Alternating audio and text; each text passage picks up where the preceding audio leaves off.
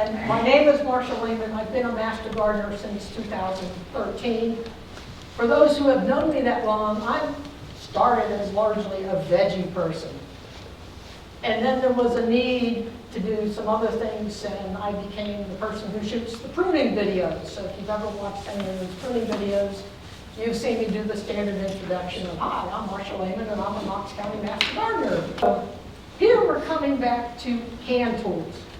As I started prepping to talk about garden tools, the first issue you have is those long-handled tools, and then the little things that we carry around.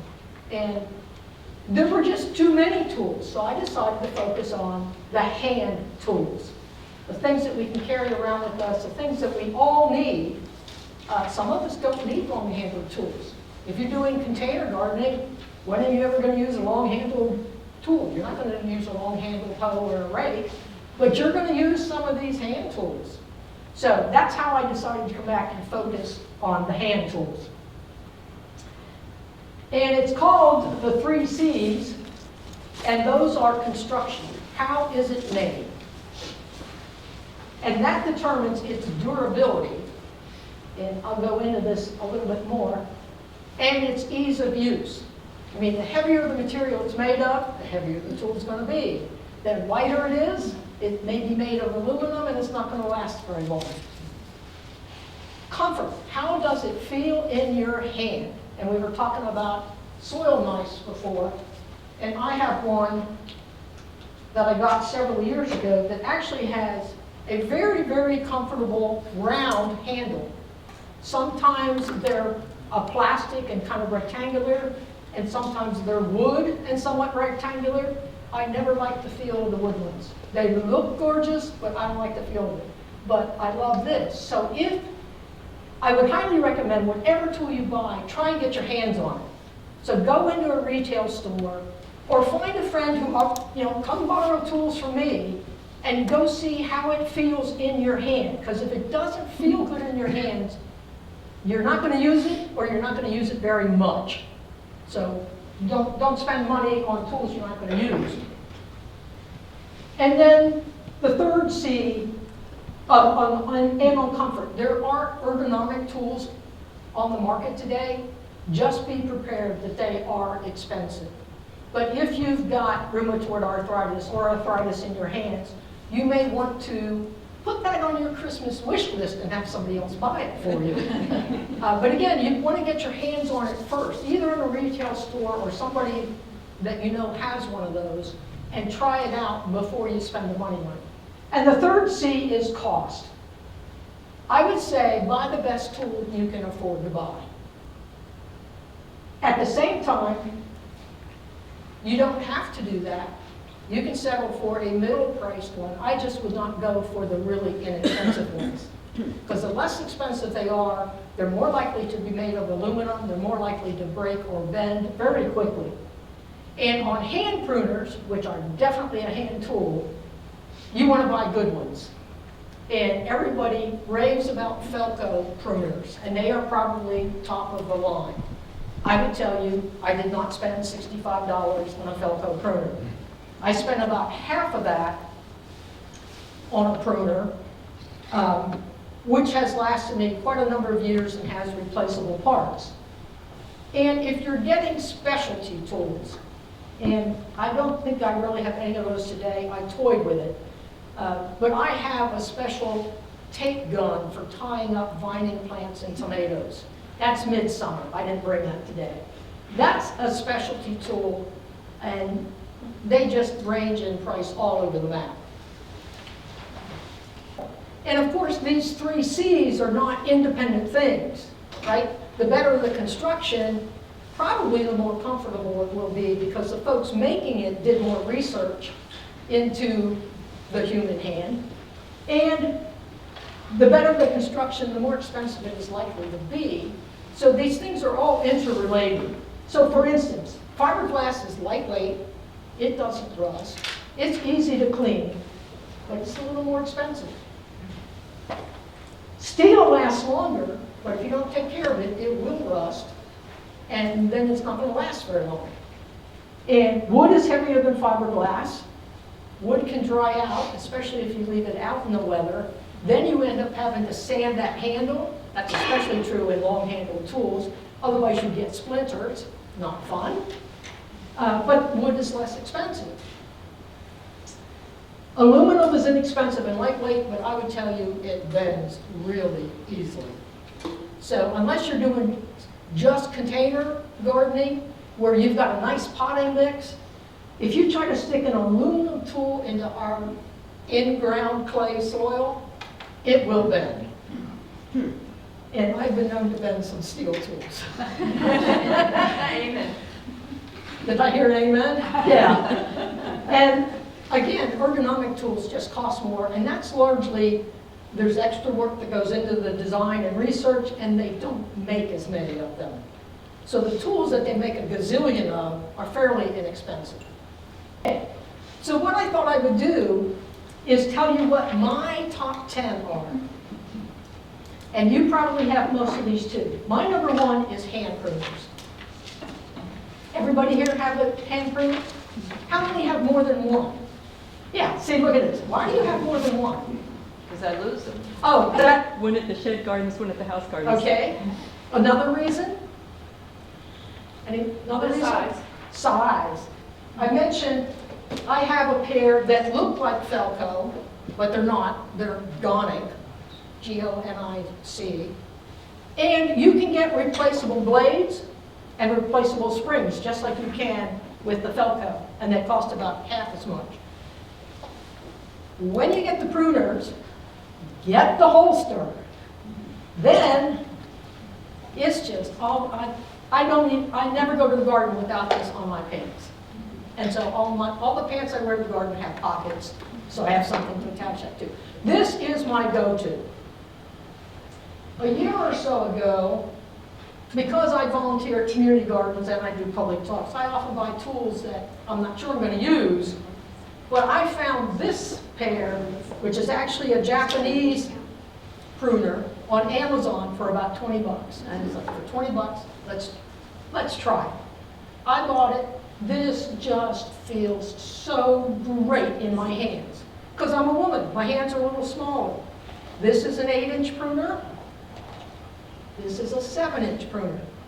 Now, in the veggie garden, I use this all the time. But if I'm pruning a shrub, I'm using this one. This one just, I can make a bigger cut with this one. And then, since I volunteer at community gardens, where there are often men, I have another pair, all steel. The guys love this, because they've got big hands. I mean, I can't even, if I open that all the way, I can't really get a hold of it to close it. But the guys love it. Their first comment is, it's really sharp. So here's the key. The harder the material that's used to make the pruner, the longer it will hold a sharp edge. The softer material, the faster it will go dull. So that's another trade-off in the materials. So pruners, and all of the first 3 that I showed you are called bypass, because the cutting blade goes past the other side, kind of like scissors do.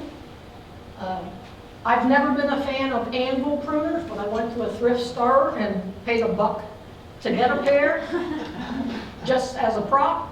And what happens is, this is a nice flat plate. And when you prune, it comes down and basically crushes it. There are a few cases where people prefer these, but for most of our gardening activity, we really do want the bypass. If you're really into flowers, and this is over in my specialty case, you may be into little snips like this, right? So buy the pruners that are going to work for what type of gardening you're doing. If you're an ornamental person, you're going to be using a lot of snips. But also pruning tomato leaves. Yep, you can do other pruning with these. I would tell you, I don't use these very often. I use one of my other ones. Now that's number 1. Number 2, have a second pair. I mean, that's how important your hand pruners are. And if you've got one you really like, buy 2 of them. Or do what I did and buy one that's slightly different and you can use in making smaller cuts or different type of cuts.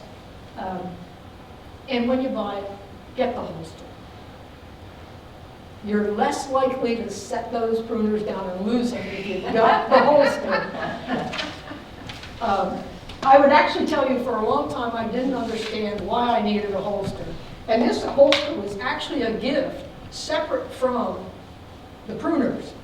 So I used to just stick pruners in my pockets, and of course I always put holes in the pocket. So when I finally was gifted a holster, I started to use them. It's like, why didn't I do this before? So if you've been skeptical about getting a holster, because they're generally about 15 bucks, go ahead and do it. I would also tell you, when I first got this holster, it was the same color as this. And it was really stiff, but over the multiple years, it softens up and it gets darker. So number 1 and number 2 are hand pruners. I would say you can never have too many pruners.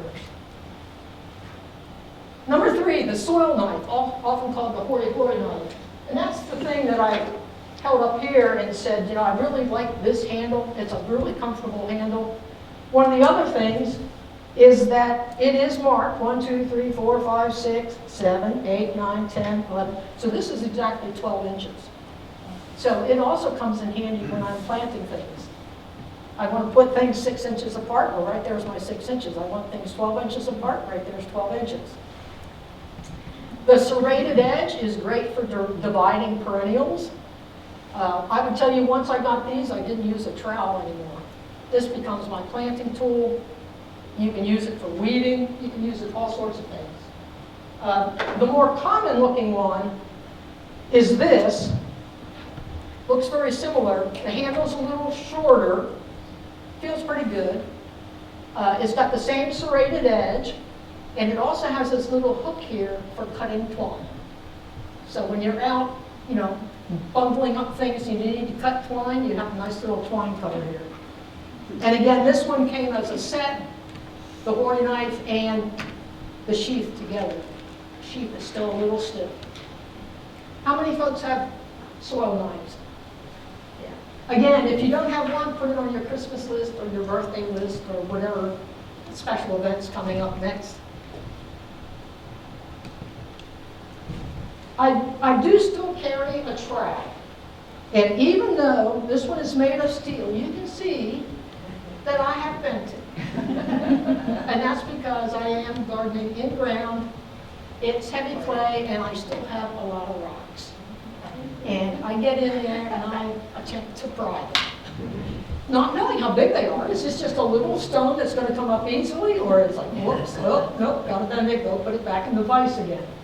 I would say this one probably gets loaned out more when I go to a community garden to volunteer.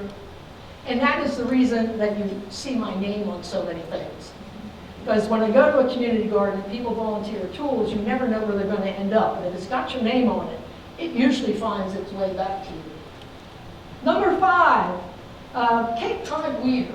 This is my favorite weeding tool. It's designed to be used to get just below the soil surface on small weeds. You pull it along and it cuts those roots, and then you just pick up the top debris and toss it. And with small weeds, they don't have enough to regrow. Bigger weeds, when you just cut them off, are likely to grow back. So it is intended to be used this way. Now, an alternative to this is the cobra weeder, which has a slightly different head, but that's intended to be used this way. Well, let me tell you, I use this one that way too. I have been known to go in and dig down a little bit to cut a root that may be down 2 or 3 inches. It's especially good when you're going after Bermuda grass in your garden. You go down and try and get those roots a little deeper. So, but it is intended to slice the roots just below the surface. It doesn't disturb your soil very much, but it doesn't work very good on tech roots, like dandelions. Right? If you cut a dandelion down 1 inch or 2, it's just going to grow back. And when you eventually get that dandelion root out is when you find it is multi-pronged. That tells you you've been fighting it for a couple of years. However many prongs it has tells you how many years you've been just cutting that thing back. And then there is the dandelion weeder. This is what I started with. I would say I don't use this a whole lot anymore. I go to the soil knife, the hori-hori knife. But you can use this, but that means you're going after one weed at a time. That's not the way I weed these days. It is also good if you are growing asparagus, because asparagus should actually be cut right below the surface. So you just go in and snip the spear with it. So even though it's considered a weeding tool, it can become your harvesting tool. Can those be sharpened, Marcia? Pardon? Can those be sharpened if Uh, they get dull? Yes, they can, but it's a bit of a challenge to get a tool in there. I'll show you in a moment, though. That's a good question. That also goes with this. This needs to be kept sharpened. And when they come, they have typically painted, you can see I've got green paint on this stem. The whole blade was painted green, which protects it during shipping. But you need to sharpen it and get that paint off the blade. Otherwise, it's a really smooth and dull tool. Okay, number 7, kneeling pad. How many folks have a kneeling pad? How big is your kneeling pad? Yeah. This is one of those things, if you go to a garden supply store or you go to a garden supply website, they're going to sell you itty-bitty ones. No. Go to the big box store, go into the mechanics section, and get yourself a honking big kneeling pad. This is a mechanic, this is made by Husky. It is a gigantic kneeling pad. It's 1.5 inches thick and it's 15 by about 24. I would tell you, I sit on it more than I kneel on it. So if you're joining the ranks of folks who are now weeding sitting down rather than kneeling and leaning over, you want the biggest kneeling pad you could find, go to the mechanics section. I mean, those guys are kneeling on concrete, right? The ground is not quite that hard. It may be clay, but it's not that hard. For those that have trouble getting back up once you've kneeled Oh. down, there are ones that they act like a chair and it's got a kneeling pad on it. Yep. You turn it over, it's a kneeling pad, and then you got your handles. Yep. Number 8, gloves. Everybody's got gloves, right? The question is, how many pair do you have? 12. Yeah, well, I got, yeah. So, for many of us, these, lightweight nitrile-coated gloves, go to Costco and buy the 10-pack. You can see that mine get a lot of use, and I do occasionally wash them. There are times when you just want, they're COVID gloves. If you're handling, even some fertilizers, but if you're handling any pesticide, you definitely want to be using these. Poison ivy. Pardon? You had a poison ivy. Yeah, if you're dealing with poison ivy, there are times when you want a double glove. These are slightly heavier and a little more waterproof than the standard nitrile. And then in my specialty tote here, if you're into roses, you probably want the long cuff ones. Anything with thorns, whether it be raspberries or blackberries or roses, you want some long cuff ones. And I don't know how many of you are out in the winter, but I have some heavy-duty thermal gloves, waterproof. They come in really handy. So yeah, you want multiple pairs. You're going to have summer gloves, you're going to have winter gloves if you're doing winter gardening. If you're doing composting and you need to add water, oh man, I try not to do that when the temperature's below 45, because that is uncomfortable dealing with water when it's only 40 degrees outside. You want something with a good grip. I mean, there are occasions where I like a nice pair of lightweight cotton gloves. But if you go to grab a wheelbarrow handle and it's a smooth handle, your hands are just going to slip all around.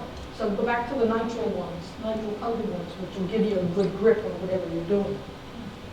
So yeah, a gazillion varieties on gloves and you're going to end up with multiple pairs of them, and that's okay.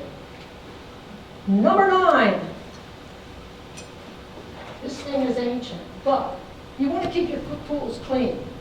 And this is what I would use on the hori-hori knife or the trowel, even the weeders. I would not use this on my pruners. And it's definitely good on all of the long-handled tools, your shovels, your rakes. You let them sit out, let that mud or whatever's on them dry, then come back and water brush them. That's 9A, notice. 9B, sharpeners. There are lots of options in sharpeners. But my favorite is one like in the bottom picture that says Corona. I have one like that, it's just not a Corona brand. You could get this one in here to sharpen this. Any of the larger ones, like trying to use this, you're never going to get that in there. And if you've got anybody in the family who does woodworking, you know, they've got stones for sharpening chisels. That you could use that on something that's slightly longer, like the Cape Cod weeder. So there are lots of options. But this one, like the Corona one shown in the bottom, is my favorite. And it's like $8 or $10 on Amazon. And you want to keep your tools sharp, because if they're sharp, you're going to make a clean cut. You will not be introducing any foreign matter into your plants. And you know, if you're pruning and you're not getting a clean cut, then you're really getting a tear. And a tear is damage, and you're just setting your plant up for other problems. So this one's my favorite. And when you sharpen things like the pruners, it doesn't hurt to use a little bit of that age-old 3-in-1 oil.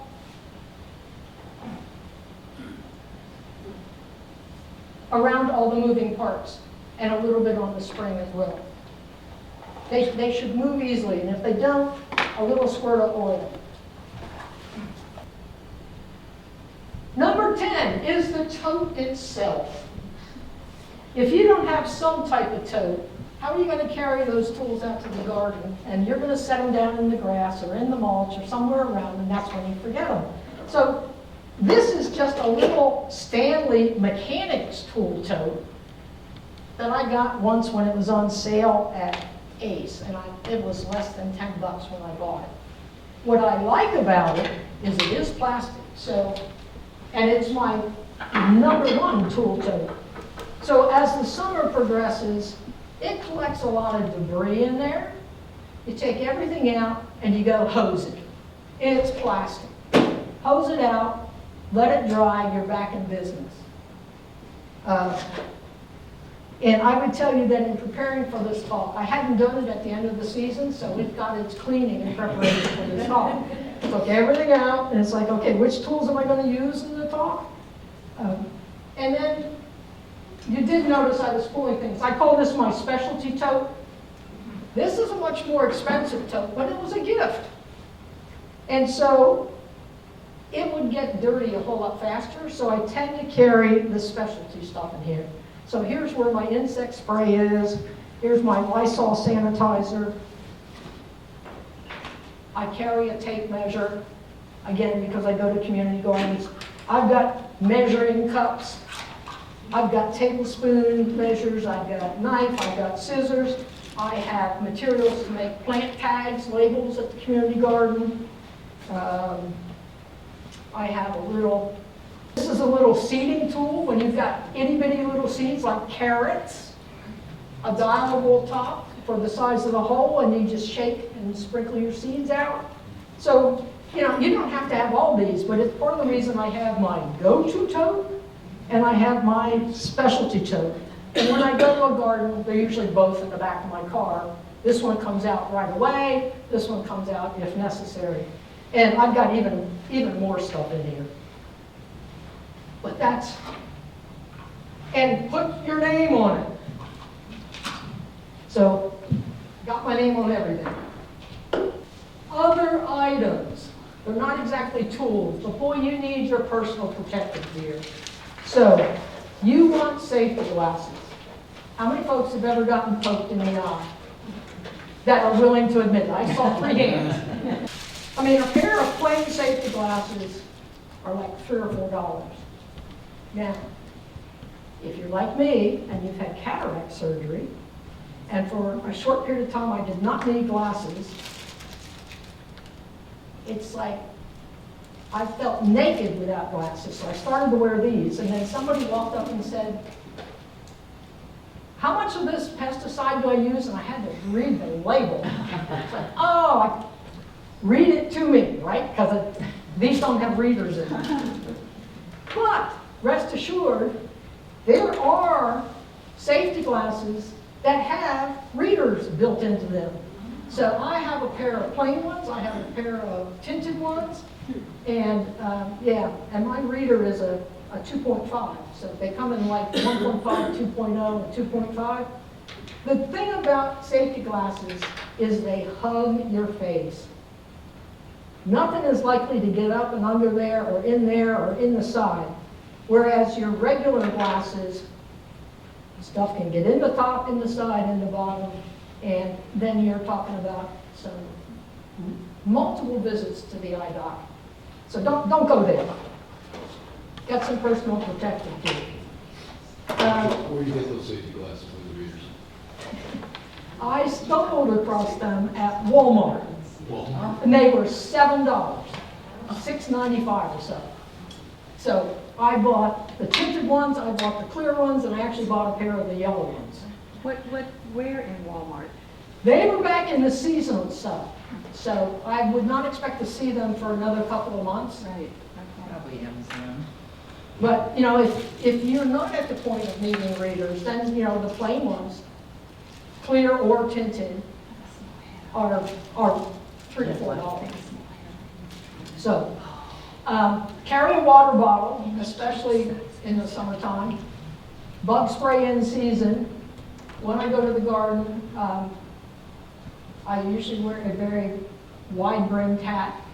And for me, I started to wear a wide-brimmed hat when I was doing more pruning, because as I was getting into the shrub, it would hit my hat first, and it's like, okay, you need to clear out some more stuff before you go sticking your face in there. So wide-brimmed hat. But now at the community garden, when a new person shows up and they say, go talk to Marshall, well, which one is she? She's the one in the big hat. Okay, and then there are the protective garden sleeves. And again, until a year or so ago, Put your name on the hat? my name is on the hat, absolutely. The protective garden sleeves, I wasn't into these, didn't see the need for them, and then it was like, no, these are actually kind of nice. If you are one, I mean, I hate to pick beans. Yeah, I voted yes. Beans make my arms break out in a rash. You need a pair of these. You have it. That's good. Some of them come with a hole for the thumb so you can pull them down, and others do not. I have each because I wasn't sure which I wanted. And so I tend to carry these in a little Ziploc baggie when they're clean, and after I've worn them in the beans, or in the squash, which will scratch your skin to pieces, right? The leaves and the stems of some of the summer squash are really brutal. After I've worn them once, I take them home, throw them in the washer, and then they go back in the clean bag. I also wear them when I'm dealing with poison ivy. Yeah. Actually, the last time I dealt with poison ivy, you will laugh, but I am highly allergic to it. I wore a bunny suit. The whole white bunny suit, absolutely. You have a breakout or two like I have had in my lifetime, you don't care what you look like. Okay, and then there are times when you need a measuring tape or a ruler. And your hori-hori knife can give you that ruler if you just need 6 to 12 inches. But every now and then you need something a little bigger. And the fourth C is taking care of them. So you want to invest in good tools. You want to use them properly. So, you know, the fact that this trowel bent, I was using it improperly. I have tools to dig up rocks. I mean, I've got a big pry bar. The problem is when you first hit it, you don't know how big it is. So it's like, let's just see if I can get it. And then you end up doing that. Now, I do have a newer trowel. So this one is the one that always gets abuse. The newer trowel does not dig up stones. This one does. Don't leave them outside. Clean them often. Keep them sharp. And for things like the pruners, if the manufacturer offers spare parts, get a set of spare parts. So like the Felco pruners or even these that offer replacement blade and replacement spring, I've got the replacements. Haven't needed them yet, but you know what happens. All of a sudden something happens, you say, oh, I need a new blade or I need a new spring, and you go place the order, and it's going to be a week till it gets here. So no, just get them from the get-go so you have them. And before we pause for questions, I'll just tell you, Master Gardeners, there's a bunch in the room, but Ask a Master Gardener has its own direct phone number. You can still call the extension office to probably get a recording. We do have a YouTube channel for Knox County Master Gardeners, and this recording, if it turns out well, will be posted probably by tomorrow. We've got a website and a Facebook page where you will see announcements for upcoming events. Okay, let's open it up for questions. To use Let me repeat it for, let me repeat for the video. You've got this mysterious plant that has popped up that's really prickly. You don't know what it is. And so the first task is to ID it. I tried, it tells me it's a raspberry plant, but it never grew flowers. It Well, never grew okay. She kind of described it more like a cane that splays out. So I'm thinking your plant ID app may be right that it's a raspberry, because many of them have thorns. But what you want to, if it's a raspberry, the good news is that they generally only live a year or two, and then they send out roots and new ones. So do you have new ones popping up nearby? So it's more likely that it's a blackberry. Okay. Because here's what I learned in researching to prune blackberries. The crown of the blackberry is a perennial. The canes are either annuals or biennials. So your tool to remove this is a shovel. Okay. So that figured. If you've got a 2 or 3 year old crown, you're going to use a shovel, not a hand tool. And lemon grass. Yeah, and that's when you, yep, that's when you want a pair of long cuff gloves if it's got thorns. That's what. Other questions? Yes. Marcia, you shared a wonderful specialty tool with me, and I thought maybe I could get you to talk about it a little bit. It's a hand sickle that you use especially with grass. With ornamental grasses. Yeah. Yes. Yeah, I did not bring that one this Yeah. morning. Yeah, it's wonderful. And I never would have bought it because at the time it was gifted to me. But now I do grow some ornamental grasses, so it has come in handy. And it is a hand sickle. It is a hand tool. The handle is maybe 6 or 7 inches, and it's got a curved blade with serrated teeth on it. So if you're growing ornamental grasses, you grab a handful of it. It's almost like, and it's sharper than the hori-hori knife. It's very sharp. Trust me, yeah, because It's very sharp. And it's you don't Asian. want to get it real close to your hand or you will cut yourself. But with the curved nature, it works really well on grasses. You make a little circular cut and you're through. Yeah, and most of them are made in Japan. Yeah. Yeah, it's very, very cheap. Yeah, it's not an less than- expensive Yeah, tool. like $16 or something. Asian, so if you Google it, just put in Hand sickle. Asian hand sickle, and you'll get like different ones that come up, but you might be able to find the exact same one. And then the other tool that's like one of my favorites now is I have a root knife and I ordered it from Lee Valley Mhm. Tools. And I use that one a lot when I'm dividing. What does it look like? A root knife? It's a root knife, and it's sharper as well, and they have a serrated edge, so you don't have to ever sharpen it. Those serrated edges, I don't think you could sharpen those, right?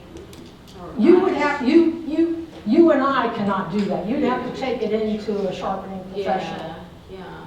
So I love the root knife, and especially, you know, we're coming up on a time when there might be a lot of division going on, so, and it divides grasses real well, yeah. Yeah, if you've ever tried to divide a Yeah, plant that's of it. grass, that root system is really tough to cut through, so the root knife would be the tool to have. Oh, What about, you didn't mention like a handsaw, a little folding Yeah. handsaw? Do Well, you use those at all? Oh, When your yes. pruners are not? oh, yeah, no, strong enough? folding handsaw, I mean, part of my challenge was top 10. Okay. And most gardeners aren't using a handsaw unless they're into shrubs. And we tend to treat pruning separately. Invasives. But yes, I have one that I've had for a number of years. I've bought a second one, and it is exactly what it says, a folding saw. So folded up, it's just the length of the handle, which is 8 to 10 inches. You press a little button and pull the blade out. So the handle accesses the sheath. Pull it out, and most of them have a tri-cut blade, which is impossible for you and me to sharpen, but I would tell you, I've never had to sharpen mine. If they ever do need sharpening, I'll be taking them into a professional. And they have a sheath as well. The folding ones, mine didn't come with a sheath, Oh, okay. but when you get up into some of the pricier pruning saws, like Silky, most of those do not fold. They make some little pocket ones that fold. But you could have a Silky pruning saw that's this long, and it comes in a sheath. Well, I'm really short, right? So that thing would be hanging out of my knees. But if you've ever been to a tree talk or a tree event with Lee Rumble, that's what he uses. It's a Silky saw, and he's got the whole scabbard, but he's also, what, 6'5"? So it's only halfway down to his knees. Marcia, were you going to spend any time on illustrating how to sharpen tools? I wasn't planning to. What I would say, in particular, if you buy the Corona sharpener, which as I say is available on Amazon for $8 to $10, the packaging it comes in includes instructions. But I can give you the basics. When you look at your tools, like this Cape Cod weeder, one side is beveled and the other side is flat. What we're sharpening is the beveled side. So the key is, I like to start at the back. And it takes me, if I'm doing this regularly, 5 or 6, and then you will build up microscopic burrs, so once down the backside. And that, you'll notice what I'm doing, I'm going this way. If you roll your finger across the blade this way and it's smooth, you're dull. If you roll your finger this way and it drags a little bit, there's some friction, then you're sharp. So I didn't get this sharp, but I also like to actually put this in a vise rather than just stand here and hold this. The key is to keep the sharpener at the same angle as the blade. And some people like to pull, some people like to push. For me, it's a case of, is it in the vise or not, whether I'm pulling or pushing. But the key is, once you start to stroke it, go the same way, 5 or 6 times, and once on the back. And that'll keep you, and what I find on this in particular is the way I use it, I end up dulling the tip and not the entire length of the blade. Now, you can get really expensive sharpening systems that, clamp onto your workbench and you set it up to exactly match the angle, but you're going to spend $50, $60. So unless you're doing a lot of sharpening, just stick with something like this or the Corona. Yes? What about on cleaning your tools, especially like if you were doing, you know, you knew you got into poison ivy with them and stuff like that, or you think that you did? I mean, some people say, like you said, you had Lysol. I took a class at the Crossville thing, and he talked about using, I think it was like alcohol. Yeah. I said, You- don't use bleach, don't use. Yeah, well, you can use bleach, but you want to make sure that you rinse them and dry them really well, because if you leave the bleach on your tools, it will rust them. So I tend not to use bleach. I prefer Lysol, and I just spray it on the tool. You know, Lysol kills 99% of germs. So, you know, that's kind of my go-to, and you can see how dirty the bottle looks. The alcohol, I know people who put alcohol in a spritz bottle, or use an alcohol wipe, or they use the sanitizing wipes like we all purchased during COVID. If you like the wipes, use the wipes. I don't like them because what do I do after I use it? I tend to stick it in my pocket. Then it ends up in the washing machine. So, yeah, no, I just stick to this, spritz them, shake them off. But the poison ivy issue is you're getting those oils. Yes. It's an oil So, we're talking about. with You need poison something to ivy, break it down. Done. Yeah, I was gonna say, I would be going, I don't wanna say the kitchen sink. I'll go into the laundry room sink, and I will take Dawn dishwashing detergent, because Dawn cuts grease, right? And do it with cold water, not Yes. warm or hot, because, you know, where does oil, you know, how does oil Yeah. react? So there was a really. Yeah, and that's when I would be wearing, I keep a bottle of Dawn outside. yeah, but that's when I'd also be wearing these. Yes. Yeah. You know what I do? I take those little bags that we put our fruit in at the grocery stores. I bring those home, and I might double up, but I go and I pull it, and then I can reverse it, and it's got its own. Yeah, little I've container. actually used When I just like have a few, Kroger you know. grocery bags. If it's Yeah, one yeah. spot or two, Yeah. double bag that, put my hand inside, go get the plant. I mean, I still have gloves on, but Oh, still. still it's have the gloves extra on. glove. But if And you, sleep. if you're just going after one or two little Right. sprigs, the grocery bags work well too. Yeah. Just keep those in your thing, because it's gonna be popping up somewhere. Yeah. Well, I think that would probably work. You know, the plants, and I can't remember which one, like spurge and stuff, where they've got that white center that's Oh, also very the harmful. spurge, which generally has a tap root and likes to tear, and then you get that white milky stuff. Yeah, you could do the same with that. Yeah, you want to do something where you're protecting yourself from that. Yes, actually, you touch on an interesting point.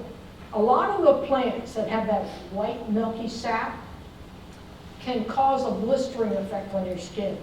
Especially at the sun. Sun's out. Yeah. It takes a combination of factors for different plants, but usually it's a sunny day, you get the sap on your skin, and it's high humidity, or you're getting wet somehow. That that combination of three things is gonna set you up for a wicked blister. And it takes about 48 hours to show up, and it's gonna take 2 to 3 weeks before you stop hurting. So any of those plants that have that white milky sap, and that includes figs. And milkweed. Yeah, milkweed is there, spurge is there. And if you want to know how I know, it was figs that got me. Okay, other questions? What about, I don't know if you want to get into this, but you see these advertised a lot now. If Amazon and everybody knows you're a gardener, they're directed to you. They are battery or rechargeable little cutters or saws. I've seen several. They have little mini chainsaws. Yes, that's it. And then there's actually a battery-powered pruner. Oh, The tool alone is like $120. yeah. You add a battery. My concern is how heavy is that with a battery? Uh-huh. I watched somebody use one once Uh-huh. on a YouTube video, And they talked about, oh boy, that was such an easy cut. But I haven't seen that same person who posts a lot of videos ever use them a second time. Our little chainsaws, I would just say chainsaws in general scare me, Yeah, me too. especially the big ones. Never touched one, probably never will. I keep looking at these little ones, and at one of the Alliance work days on a new property, JD showed up with one that was about 8 inches. Now, JD's another master gardener. He knew how to use it. He uses it in his business. Right. But he was the only one who used it. That was not a tool that got loaned out to anybody, Oh, yeah. any of the other 20 people who were there that day. Right, right. Makes me wonder if a reciprocating saw would work. Well, Because it just seems less dangerous. a reciprocating saw is way less dangerous. And But it tears things up Yeah, that's terribly. true. It's meant to demolish. I've never had that problem. no, you need the right blade on it. Nice cuts. We use them at the Yeah. gardens. Do you? I use a reciprocating saw in some of my pruning, but you want to make sure you have a pruning blade. Yeah, you don't want the standard blade that comes with it. You want to go looking for the pruning blade, and it will make a nice clean cut. The key on, and it is safer than the chainsaw. The reciprocating saw is not as dangerous. The key is to keep it snug up against what you're cutting. Otherwise, it will start to chatter and vibrate and bounce around. And then you get a really ragged cut. So you want to practice on something that is already dead before you go prune something that you really care about. One more, even though this is definitely not a hand tool. Do you have a second, or I can ask you Yes, afterwards? what I would say is we are at 11:30. If you need to leave, I take no offense to you getting up and walking out. Pretty interested with you two here. So I'm in the process of doing my winter, getting rid of invasives in our woods. What is the tool that you, like Dan? A weed wrench. The weed, yes, the one that can pull up the Yep. whole thing. Tell me about that a little bit, and if there's a certain one that would be easy enough for me, myself. Oh. Not heavy duty.